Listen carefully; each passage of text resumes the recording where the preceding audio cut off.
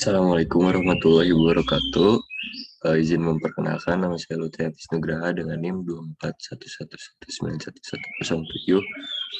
Di sini saya akan menjelaskan tentang bagaimana cara menjawab soal nomor 3, soal tipe 3, yaitu menghitung PI minimum jika diketahui bentuk penampangnya seperti ini. Panjang penampangnya 35 meter dengan tumpuan sederhana. Diketahui untuk tinggi penampang ada 2100 mm. Lebar penampang ada 800 mili. Di sini di soal terlampir penampang dibagi menjadi 7 bagian bangun datar ya. Ada persegi dan segitiga.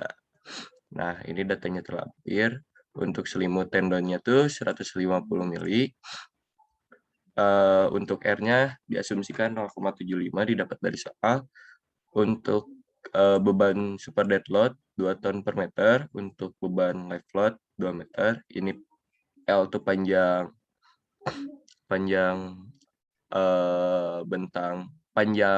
baloknya 35 meter. Lalu FC prime-nya 45. Jika FC prime 45 seharusnya tuh 0,8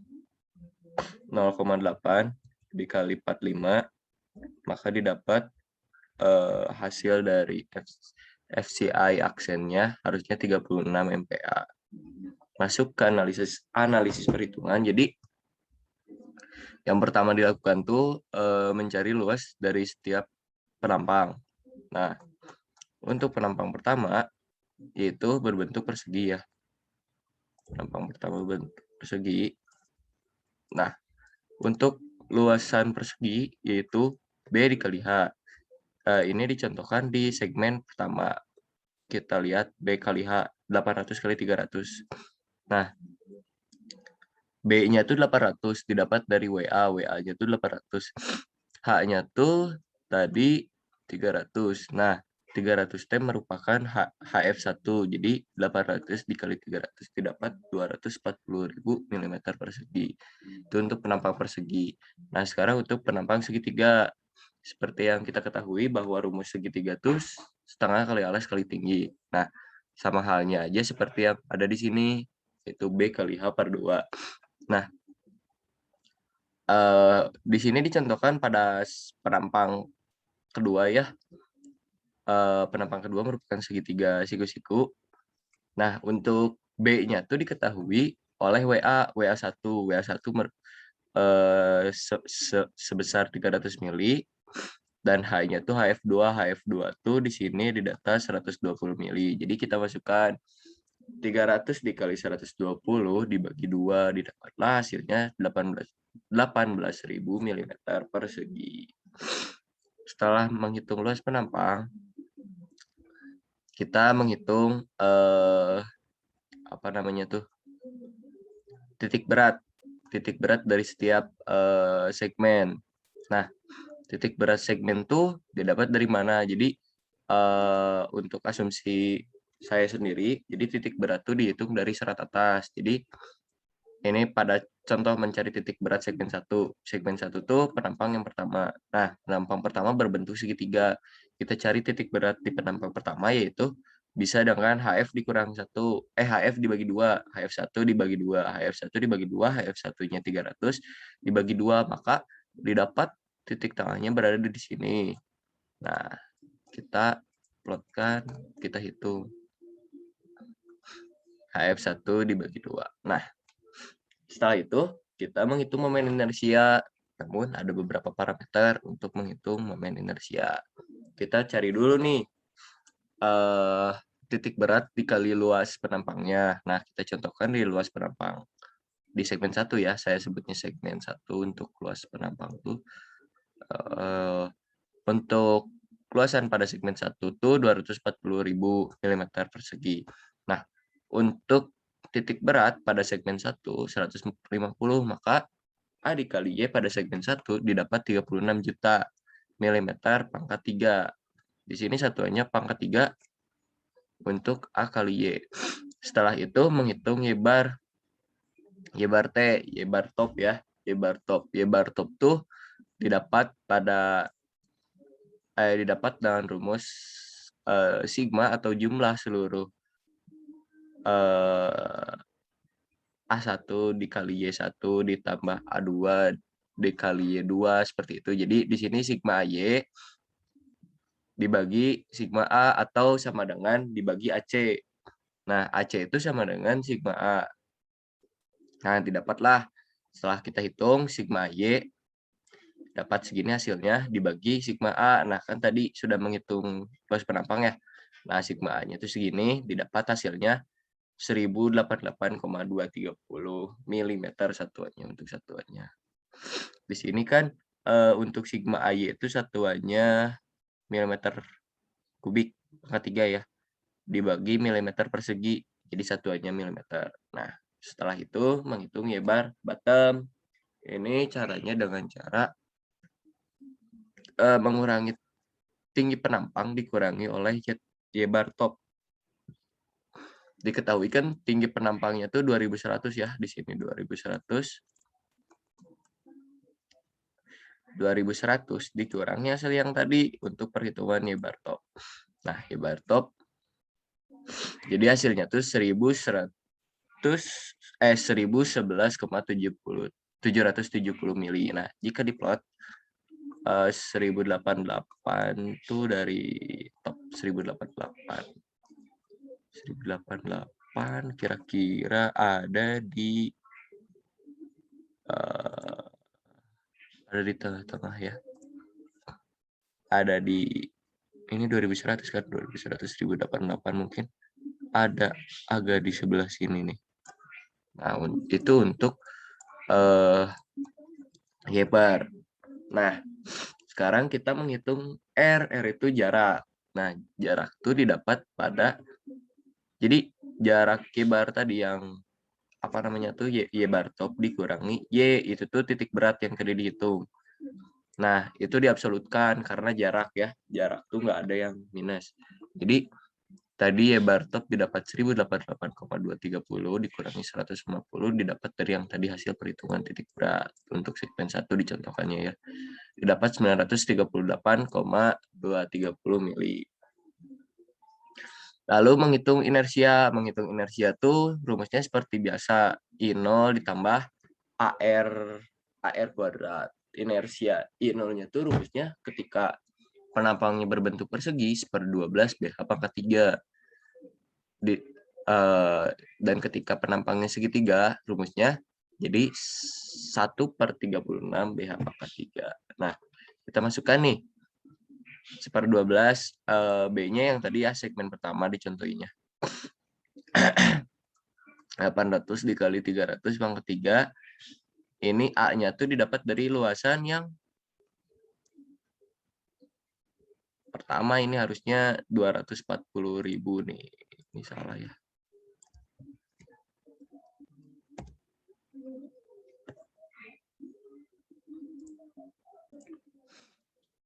Nah, jadi tadi ada kesalahan menginput angka. Jadi seharusnya tuh A yang digunakan di sini tuh A pada penampang tersebut. Kan penampang persegi tadi A-nya tuh didapat 240.000 mm persegi. Nah, kita masukkan nih. Dan jaraknya tuh tadi tuh 938,230. Kita hitung hasilnya segini. Kita cek dulu pada Excel. 2,13 pangkat 11. Oh ya, sama. Tadi ada kesalahan menginput angka saja, tapi hasilnya sama. Nah, ini untuk penampang persegi. Bagaimana untuk penampang segitiga? Untuk penampang segitiga sama, hanya ini bukan 1/12, tapi 1/36. Nah, hasilnya 1,01 kali 10 pangkat 10. Nah, ini rekapitulasi perhitungan. Nah, rekapitulasi perhitungan. Ini rekapnya. Lalu kita mencari nilai E maksimum. Nah, E maksimum tuh digunakan nanti pada saat untuk mengupload diagram Magnell. Nah, kita cari nih untuk menghitung maksimumnya tuh didapat dari Y bar bottom dikurangi 150. 150 itu dari mana? Ini didapat dari soal. Jadi di sini disebutkan bila diketahui titik berat tenon di tengah bentang sebesar 150 meter diukur dari serat bawah terluar. Nah, itu tuh 150 itu selimut dari betulnya. Didapat hasilnya 861,770 mm. Sekarang menghitung modulus penampang. Modulus penampang rumusnya sama I per Y. Nah, untuk Y di sini ada Y top dan Y bottom. Nah, ketika Y top, I per Y top itu didapat hasilnya modulus penampang top. Dan untuk I per YB itu didapat modulus penampang bottom. Nah, kita masukin nih. Itu jumlah inersianya ya. Tadi ini nih 5,05 pangkat kali 10 pangkat 11. Nah, kita masukin di sini 11, YT-nya tadi udah kita hitung ya. 1088,230. Ini hasil dari ZT. Satuannya milimeter kubik ya, pangkat 3. Nah, ZB pun sama, namun Y-nya tuh harus Y bottom. Didapat hasilnya ZB sebesar 499,380,132 mm pangkat 3. Nah, ini untuk lalu yang tadi untuk menghitung modulus penampang ya. Lalu kita menghitung untuk nilai alfa. Di sini ada alfa top dan alfa bottom. Nah, ini sama rumusnya. Jadi sigma A atau AC itu ini nih seluruh penampang ditambah-tambahin. Jadi jadinya sama aja sama dengan sigma A. Nah, sigma A dibagi modulus penampang. Modulus penampangnya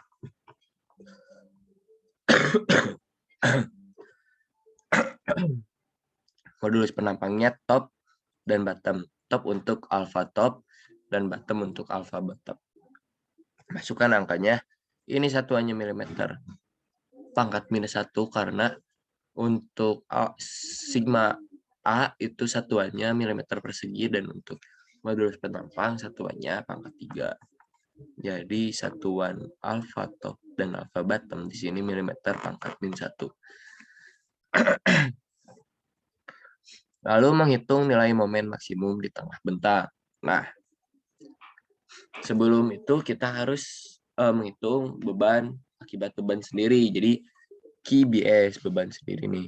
Dengan rumus sigma A atau AC dikali gamma C. Gamma C itu jadi diasumsikan di sini 25 kilonewton per meter. Nah, di sini didapat QBS-nya tuh atau beban berat sendirinya tuh 22,7125. Nah, lalu kita menghitung momen maksimum akibat beban mati terlebih dahulu. Nah, kita hitung nih QBS-nya. Ini harusnya ditambah ya. Salah notasi. Nah, jadi QDL tuh QBS ditambah QSDL. Nah, QSDL tuh di sini tuh harusnya tuh jadi ini tuh yang tadi di soal 2 ton. Nah, QSDL 2 ton per meter. Nah, ketika kita mengubah ke satuan kilonewton per meter, nah kita tuh harus mengkalikannya dengan 9,8067. Itu merupakan faktor konversi dari ton per meter ke kilonewton per meter. Jadi di sini tuh seharusnya 2 dikali 9,8607. Kita lihat Excelnya ya. Nah, QDL 98067 ya. Maaf, salah. Nah, jadi ini udah dapat dari mana? Jadi ini merupakan faktor konversi dari ini boleh sebenarnya dibulatkan jadi 10 seperti yang contoh yang tadi ya, yang saya sebelumnya. Tapi lebih akurat bahwa untuk mengubah jadi ton 1 ton per meter itu sama dengan 9,8067 kilonewton per meter. Nah, seperti itu. Jadi di sini ada 2 ton, jadi dikali saja 9,8067. Nah, didapat hasilnya 42. Oh, ini salah nih. 423259. Ini 3259. Kita bikin video kayak gini, jadi kita ada tahu salah-salahnya di mana. Nah, lalu menghitung M0 sama dengan atau bisa disebut momen dead load. Jadi momen ini tuh hanya menghitung beban mati saja. Nah, rumusnya tuh 1/8 dikali beban dead load dikali panjang bentang pangkat 2. Nah, 1/8 dikali yang tadi ini dikali panjang bentangnya 35, hasilnya 6481, ini teh 6481,153.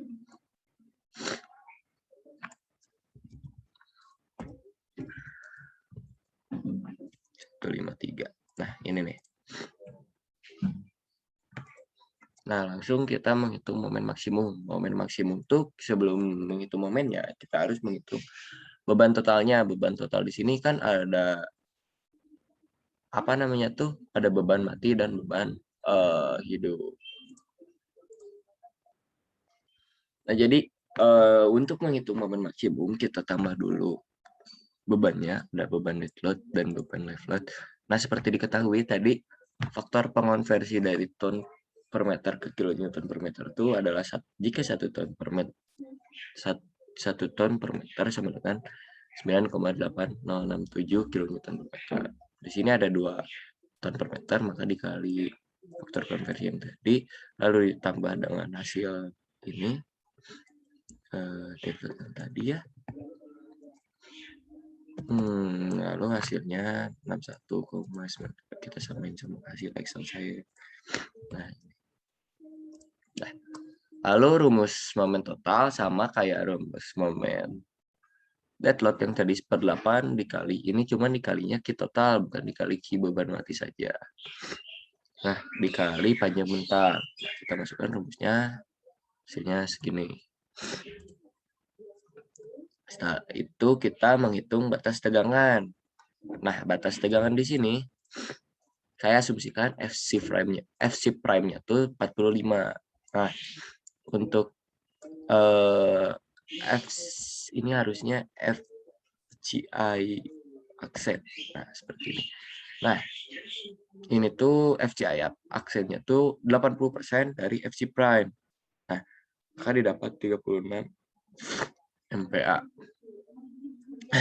Lalu kita menghitung ada 2 batas tegangan. Yang pertama kondisi inisial, yang kedua kondisi efektif. Nah, untuk menghitung kondisi inisial ada 2 persamaan. Ada FTI, T itu saya lupa, kalau C itu compression. Nah, rumusnya itu 0,5 dikali FCI aksen 0,5 kali kali akar FCI aksen. Nah, masukin, lalu hasilnya 3 MPa. Lalu untuk F compression initial itu rumusnya minus 0,6 dikali FCI aksen. Nah, didapat hasilnya minus 21,6 MPa. Nah, lalu batas tegangan yang kedua yaitu kondisi efektif. Ini FT, F-top 0,5 dikali FC prime. Hasilnya segini. Dikali akar FC prime. Lalu FC dead load. Ini hanya beban mati saja. Jadi, dead load only ini. Jadi 0,45 dikali 40. Nah, hasilnya segini. Lalu, ini FC totalnya minus 0,6 dikali FC prime. FC prime-nya tadi 45 disebutkan. Maka hasilnya minus 27 MPa. Nah, setelah itu kita menghitung, bukan menghitung sih, mengecek terlebih dahulu penampang. Nah, disebut oke ketika ZB, Z bottom, atau modulus penampang bawah lebih besar daripada modulus penampang bawah minimum. Nah, sebelum mengecek itu oke atau tidaknya, kita harus menghitung modulus penampang minimum. Nah, rumusnya tuh momen total dikurangi R. R-nya tuh tadi diasumsikan di soal tuh 0,75 ini ya, teman-teman. Nah, 0,75. 0,75. Oh, ini untuk momen tadi karena satuannya kilonewton per meter, kita ubah dulu ke newton per mili. Jadi dikali 10 pangkat 6. Ini R-nya 0,75, momen dead load-nya atau M0-nya 6481. Ini FT-nya tadi, F-top-nya 3,354. Dikurangi R, terus FCI, F compression, inisialnya 1,6. Nah, ini minus. Didapat ZB minimumnya tuh 2,36. 10 kali 10 pangkat 8. Satuannya milimeter pangkat 3 ya. Nah, kita lihat nih. ZB itu harus lebih besar daripada ZB minimum. Kita lihat tadi ZB-nya tuh 499, 380132. Nah, itu tuh berarti lebih besar daripada ZB minimum. Berarti penampang tersebut memenuhi syarat ya. Nah, kita lanjut ke persamaan Magnel. Persamaan Magnel ini dihitung untuk menentukan diagram Magnel ini. Ini diagram Magnel. Nah, persamaan Magnel ada 5 ya. Nah, rumus yang pertama ini kita masukkan nih alpha topnya berapa, lalu ini FTI-nya berapa, terus momen M0 atau MDL-nya berapa, kita masukin. Nah, untuk nilai E, kita kosongkan saja terlebih dahulu, karena eksentrisitas tuh bakal kita asumsikan terlebih dahulu nanti. Jadi kalau saya sendiri metodenya tuh, kita masukkan terlebih dahulu rumusnya, seperti ini. Seperti ini, semuanya. 5 persamaannya. Lalu, E-nya tuh diasumsikan, kalau saya dari 0 sampai 2000. Nah, kita asumsikan seperti itu. Nah, maka didapat hasilnya ini dari kelima persamaan segini. Nah, lalu diplot nih. Untuk untuk nilai X itu merupakan eksentrisitasnya, dan untuk Y merupakan persamaannya. Lalu kita plot. Seharusnya di sini ada pemplotan dari E maksimumnya. E maksimumnya itu bernilai berapa tadi? 861. 861 tuh berada sekitar di sini. Nah, ini yang bertabrakan tuh di yang oranye. Yang tingginya yang oranye ya. Garis tertinggi yang oranye. Nah, itu tuh merupakan persamaan 2. Jadi, nilai E-nya, nilai E maksimum tadi 861 dimasukkan ke persamaan 2. Jadi, hasilnya tuh 1 per PI 8,67 segini. Lalu PI minimumnya tuh maka didapat 12.234,097 kilonewton. Nah, sekian penjelasan video dari saya. Mohon maaf bila banyak kesalahan. Wassalamualaikum warahmatullahi wabarakatuh.